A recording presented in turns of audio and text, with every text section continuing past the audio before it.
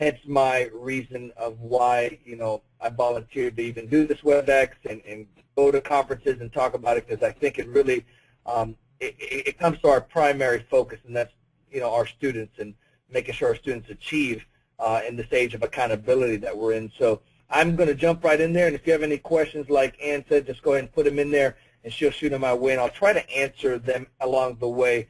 And please, I shoot straight from the hip. If there's any kind of questions, I don't care what type it is, you know, question it is, just send it my way, and I will definitely try my best to answer it with all sincerity and honesty. So the presentation as we go through here, tell you a little bit about my school. We have about 1,348 students here in Orlando, Florida, and Central Florida. My 6th grade breaks down to about 489. It's my largest class. 7th grade, you know, 432, and my 8th grade class is about 427. I'm a highly Hispanic. It's about 69. It fluctuates between 69 and 72, but highly Hispanic population. And I have about 88 faculty and staff, you know, between 88 faculty and 20 staff members. So it's a pretty large campus, and we, you know, it takes every single person to run the efficiency on a daily basis. So that is my crew. And basically how breakfast in the classroom, you know, how's it helped? I mean, that's when we cut to the bottom line, how has it really helped? And I'm a data person, and I start collecting data as soon as we started to do this. About a year ago, right about the same time, which is our FCAT, and that is our state assessment, which we're in the process of finishing this week. So about a year ago is when we started this program. And so prior to the program, you know, we were only feeding about 350, 400 students on an average with breakfast in the classroom. Our discipline issues, we have 4 levels here in Florida. It's level 1 being, you know, very minimal infractions, to level 4s being the most severe infractions. Level 4 is usually drugs, alcohol, weapons, and those students get expelled usually from the school setting to an alternative setting. So if you look at our discipline issues in that year, you can see how many we had, and then our attendance, what our average daily attendance rate was. If you look at this year, after implementing the program, we're averaging between 1,150 to 2,100 students eating breakfast every single morning, which is a dramatic jump in the number of kids eating. So the first question is that even making an impact of them eating in the classroom or, you know, in the school setting period? Well, I started to look at the discipline infractions, looking at the same time period that I looked at from 2010 to 11, and we reduced our level 1s, reduced our level 2s a bit. Level 3s, it did reduce as well, and level 4s looks like it stayed about stagnant. Our attendance did go up a few points for the average attendance rate. Actually, if I go back for a second and I look at some of these are the data points basically that you can chart. Things that you can't chart, and you'll see a little bit later on, is those things that you see on a daily basis as you go in the classroom. You know, in the classroom, the kids were eating in the classroom. You notice that they're more awake.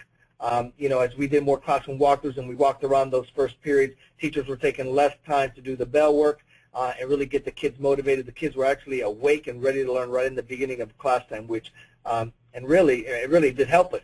And in terms of the disciplinary piece of it as well, the kids were not hanging out in the courtyard. They were actually going straight to eat the breakfast and having those relationships with the teachers, which was by far more meaningful. If you look at, you know, school accountability, it's about the teacher that's in front of these kids that really makes the most bang for your buck, and we really wanted these relationships to build, and I think the breakfast in the classroom really started that process for us this year.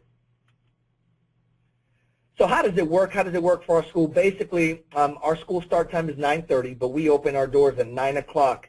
And our campus is pretty big. We have 3 main entrance points. We have our bus loop, which we have about 21 buses that come in.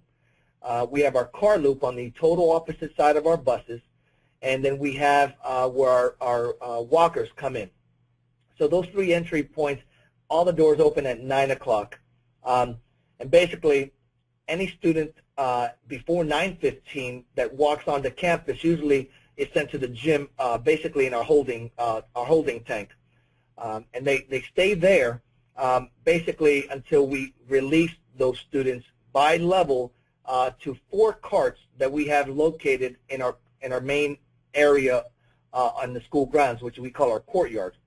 So we have one cart by the bus drop-off, one by the parent drop-off, and two right in the center. And 9:15 comes around, and we really, and actually 9:10, we'll start releasing the first grade, which is our 6th grade, to eat breakfast. And we'll send them to the cafeteria. They'll pick up their breakfast and go straight to their classrooms. And then we, once that traffic dies down, our 7th grade and 8th grade then are staggered 5 minutes apart to go to the courtyard, get their breakfast, and go straight to their classroom. Our cafeteria is it's an additional line for us. It's our additional cart that we don't have to have out in the courtyard, so we're able to serve more kids by having that cafeteria open. The kids are not eating in the cafeteria. They're just picking up their breakfast and going straight to their classroom. It does take a large leadership team. My leadership team is there's 18 of us, and we all are strategically lined up around our school. I've got a custodian that comes in early, runs one of our carts for us. We have a leadership team member at each of the carts, and making sure the kids are lined up in their. We have what we have at theme parks to hold everybody in line. Those queue holders and all those kids are lined up in an orderly fashion there, and our leadership team members are making sure that everything's going well and the line is moving pretty quickly.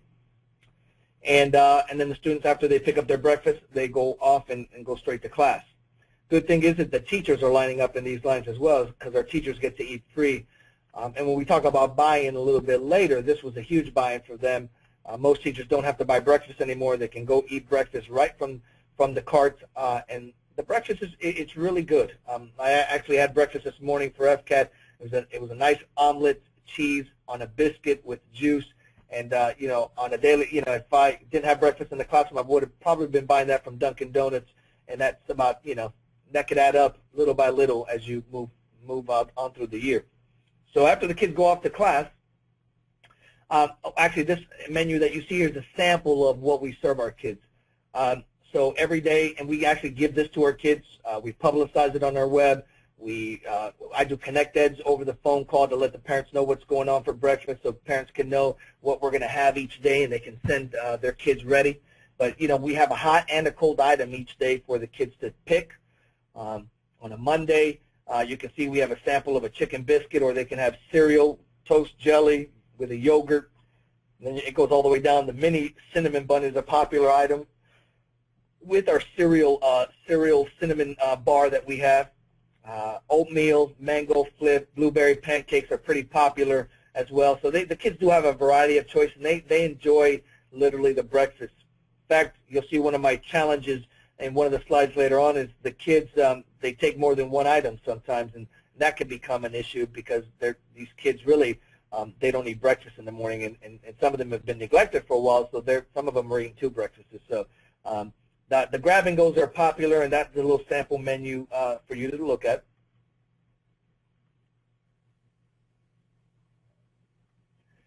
Overcoming challenges. You may be asking yourself, what are the challenges that come with this? Well, number one for us, it was timing. It happened about a year ago, right in the midst. After we have 4 9 weeks. Third 9 weeks into a school year, they're telling me, hey, here's a program we need to implement. Would you volunteer to be a pilot school for that? And I grew up in the same neighborhood that my kids. I went to this school, Jackson Middle School. And I remember, growing up, a lot of the times not eating breakfast. So I sit in these kids' shoes every day, knowing what it's like to wake up and have to eat breakfast sometimes in the morning. So I knew it was going to be a tremendous gain for our kids, and that's why I jumped into it, even though April was going to be a hard time to do it in with FCAT. But that was a challenge. The cleanup.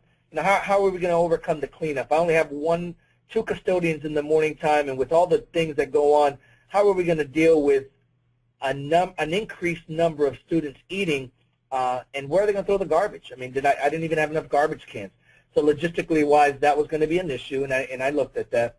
My logistics with the leadership team, How are they going to be, supervising the areas? I had to make an adjustment in where they were going to be supervising and make sure that now I had people at the lines with the breakfast. So it made me change the way I had kids come in and out. So it was a change in logistics of my campus pretty much, and where strategically I was going to place individuals. Teachers in the room. Union. I know the unions are strong up in the north. The South, not as much, but I still had to oblige by the union, contract time of the teachers. Now, teachers are supposed to be at school at 8:30. Our first period rings at 9:30. So how is they going to try to convince the teachers to be in their classrooms at about 9:15 when the kids were going to start going into the classrooms to eat breakfast? So that was going to be a challenge for me. Timing in the class. The big issue that comes up is you're going to lose instructional time. If the kids are eating breakfast in the classroom, as a principal, you're going to lose first period instructional time at least 5 to 10 minutes if the kids are eating breakfast. How are you going to make up that time, and are the first period teachers going to even buy into that? So that was a challenge.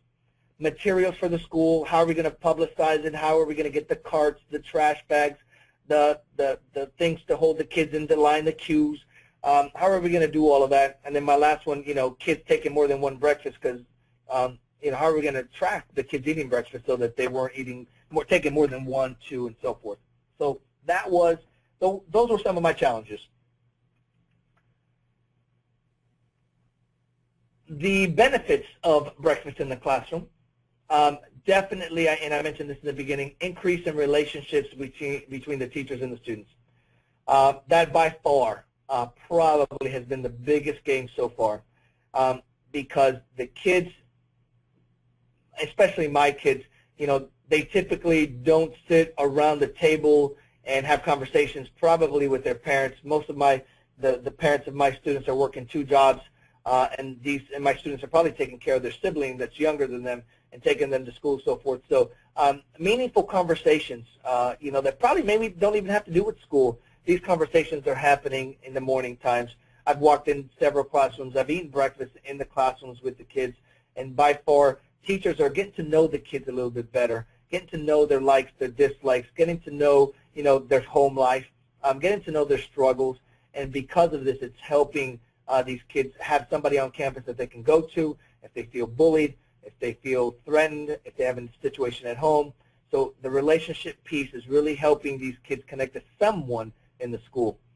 The first period walkthroughs I mentioned earlier, I'm seeing more engagement with the students. I mean, the kids, I remember prior to breakfast in the classroom, I'd go into the classroom, kids' heads are down, they're groggy. They were really a little bit out of it. It took at least a whole period to get them energized before they really woke up. Now, I'm seeing the opposite. I'm seeing these kids up, they're prepared, they have their binders in front of them, and they've gotten into the situation that breakfast, most breakfast is done by 9:30 when school starts, because they've been in the classroom early and they're eating. So by 9:30, unless there's a late bus or a late student, and those kids are there, there's already a process the teacher has set in place. Those kids come in, eat breakfast, and they're ready doing their bell work. And so we're seeing more attentiveness, more engagement with students in the first period at 9:30. Teacher morale, attendance, and timeliness. The teachers, they were stopping by the Dunkin' Donuts and the breakfast places to get their breakfast in the morning. And so now what I'm noticing is I have less of those teachers rushing into campus. Those teachers are coming early and able to do some work and getting their breakfast at the same time. And so I'm telling you, I'm feeding about 80% of my teachers through those carts, and it's free. Test scores, I'm going to be ideal, hopefully, and optimistic that the scores will, I get my scores back in July, so I'm hoping that I'll see the benefits of breakfast in the classroom with our students, and I'll further break that data down by classrooms and number of kids eating in those classrooms, and hopefully try to find a correlation between them. Another interesting benefit that I noticed is my clinic visits. I have an LPN, licensed practitioner nurse, that is in my clinic, and she's in there all day. And from 1 year to the next year, in 3 quarters, my visits went down from 235 to 75 visits. And majority of those visits were the kids' stomachs were hurting. I'd have to give some kids some Sprite and some crackers, so that I'd have to spend money out of my budget to always have the clinic filled for those kids that really were not eating and that were hungry or felt sick because they weren't eating or so forth. And that my visits went down, and I have to attribute it definitely to breakfast in the classroom, because the kids are eating a good, healthy, nutritional meal in the morning, first period. Recommendations for future implementation, and that is my number one is a good relationship with the cafeteria manager. It's a very unique story here at Jackson Middle School, because I started here about 2 years ago. I came in December time, transferred from another school here due to the principal that was here was being moved on to a different school, and so I came in, and one of my first duties was I was sitting in an interview for cafeteria manager. And I sat into that interview, and I think we had 3 people interviewing. The first person who walks in through that interview is my cafeteria manager today, and that was one of my students in Vacation Bible School when he was a young kid. And so now here he is as the cafeteria manager, and so our relationship is very strong. I mean, we talk to each other on a daily basis. We bounce ideas off each other. What he thinks may work and what I think may work, we definitely communicate back and forth, and that really helps us in facilitating breakfast in the classroom. Number 2, you definitely have to have support from the district level, and that's how I even heard about breakfast in the classroom, was because of Laura Gilbert, who is our head food and nutritional service manager and director, and she leads the whole program here in Orange County. She is the one that brought it and said, would I want to do this? And they had a group of managers on board, and they really were supporting with monetary and with resources, everything possible to make sure we would kick off breakfast in the classroom efficiently and effectively. And a recommendation definitely is logistics. You're definitely going to have to change some logistics and have a plan of logistics of how you're going to implement this. How are you going to do it? A school down the road from me is also doing breakfast in the classroom. They do it a little bit differently than I do. They actually have all the kids go straight to their classroom first, and then they deliver the breakfast to each of the classrooms with a garbage bag and so forth. And that works for them. They only have 900 students. I have 1,400, so it's a little bit different for me. But however you're going to do it, you definitely have to have a meeting with your manager and come up with a logistics plan. And once you have that, I think you can work out the kinks as the weeks go by. Recommendations also include professional development for the teachers. Teachers need to know why you're doing this. Why are you having breakfast in the classroom? Is it just another thing they're throwing at you, another initiative, or is there some meat to it? And so what I did with my teachers is I had what was called a mini meeting. I don't do big faculty meetings because when I do those, most teachers bring their papers to grade, and whatever you have to say, about a third of them listen to you. I do mini meetings, and I'll spend a whole day with a small group of teachers, maybe 6 to 8 teachers, first period through 7th period, and I'll do the same thing over and over for all 7 times. But what it creates is a small intimate setting between the teachers and myself where they can ask me questions. I have food usually there, and that's how I introduced the Breakfast in the Classroom initiative. I told them the research behind it, because there's lots of research that says it's good. You probably have heard of all that research. But I shared with them the research, and I shared statistics about our kids at our school, and I said, how can we bridge that gap between the research and what our kids are currently having? What can we do? And we talked about it, and I had 100% buy-in by the end of the day. And I definitely needed their buy-in before we would make it work. And so that's how, and after you did that, then I had a follow-up meeting, what's working, what's not working. And that's where I found out some things like, the syrup that is being given with the pancakes. Well, that is creating a mess. We need this instead. So when we fixed it, and now the teachers were happy about that. So, follow-up meetings and staff development to help them along with this program is definitely beneficial. And then a marketing plan. I got on the announcements every morning prior to starting it and told them, breakfast in the classroom is coming. Breakfast in the classroom is coming. And then I had a countdown and told them when it was there. I told them, what the breakfast in the classroom was and what they could what they can choose to eat. We had a contest to give out a free iPad to kids who would eat breakfast for the entire week and lunch for the entire week, and we gave out a free iPad, and I announced it over the announcements. Advertisement on the Connect Ed. I do a messenger Connect Ed phone call to all my parents and community members, and I told them about what was happening, and they and told them what the program was going to be doing and the benefits of it, and so that helped. That phone call to home. A newsletter, I put it in my newsletter, and then definitely modeling it. I eat, like I said, in the classrooms with the kids. The teachers eat with them. My administrative team eats. So they see the adults in the school eating, and so they we have to be the models for these kids first, and they see that and they follow right along with us. And so I see that nobody has asked questions all the way through, which means I have done pretty either a lousy job or a good job, not sure. But if you have any questions, I would ask you to type it in there, or any challenges that you see and you need some input from me. I would be happy to give you my advice or my feedback. Hey Eddie, this is Ann. One question that I received by email prior to the webinar was, what do you do with the kids that come late? Okay. With the kids that come late, I usually leave one cart open about 10 minutes past the breakfast time. So 9:30 to 9:40, I'll leave a cart open. If I know a bus is going to be late, I'll leave a cart open for all the kids that get off the bus so they can grab that and take it to their classroom. If all my buses are in by 9:30, I'll still leave the cart available there for about 5 to 10 minutes, and any kids coming in through the front office, I'll send them there, or I'll send them to the cafeteria to go get it. We have another question on the menu that you showed. It said that the cost, a charge for the breakfast of $1.50 for students, $2 for adults. It was free, right, with the breakfast in the Walmart? With the Walmart Correct. thing? It was free. Yeah, everything was free to the kids. Yeah, that is an interesting thing. I didn't even catch the $1.50 for students, $2 for adults there. Yeah. And then another issue that has come up with principals and other schools about, did you have any problems with bugs or rodents?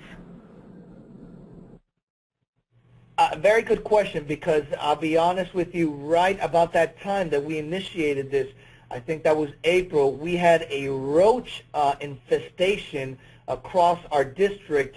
And that was a big issue. That was a big problem, that we were finding rodents in our, roaches in our kitchens. Not my kitchen, but in kitchens around the district. And we have 19 high schools, 39 middle schools, and 100 and something elementary schools. So teams were going to schools and making sweeps and closing down schools, cafeterias, and doing a big deal. So that was a big issue. But to answer the question, in our school and in the schools that I know that are going through breakfast in the classroom, I have not seen an increase in bugs. No, I have not seen an increase of bugs in the classroom at all. And so, no, I have not seen any issues that, not even the teachers have brought that up. So, no.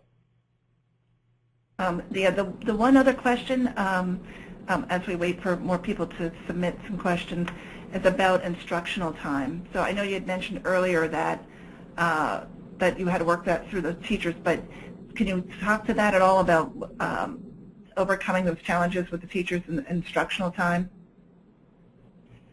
Which part? The time that they have to be, that they were going to be interacting with kids more, or the time that they were going to be losing with eating breakfast and yeah, the losing one is what the concern that we've heard. Yeah, and this is for principals that are going to be, if you're going to start a brand new school year and doing this, you can incorporate breakfast in the classroom in first period, like with announcements. And usually I would add a few more minutes, and when I do the master schedule and look at timing and bells, I would always give first period a little bit of extra time to do the announcements and to eat the breakfast. I'd add a few more minutes into there. If I was doing this from day one and I knew I was going to do this, I would plan accordingly. I didn't have that luxury starting in April, but even despite that, my teachers the kids were eating before the 9:30 bell, so they were not taking up any instructional time. We'll just take a minute and see if anybody else has any other questions.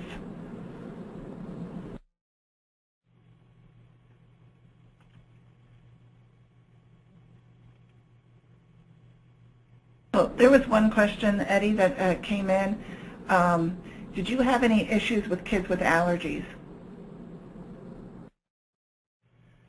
Yes, those kids that had allergies, we knew ahead of time, or they told their teacher ahead of time. And so we have different options on the menu that they're, we have our menu advertised on the cart, so they see what they're allowed, what's on there and what they can get. And so they grab the option that fits them the best. But if those options are not, if there's not an option for them with their allergies, I've had about 3 kids that have told me that we've been able to revamp a little bit the menu so that they can have something to eat in the morning for them.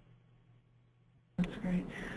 Here's another question. Did lunchroom staffing change as a result of the program?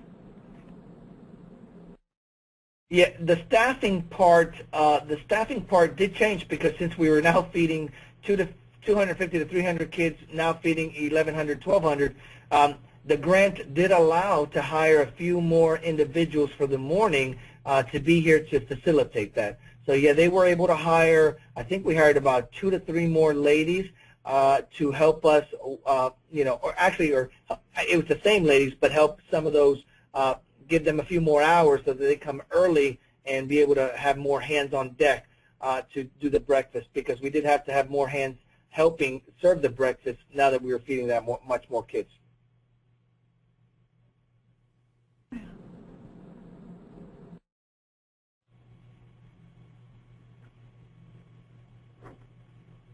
I'm just going to give it just a minute or 2 more to make sure we field any other questions.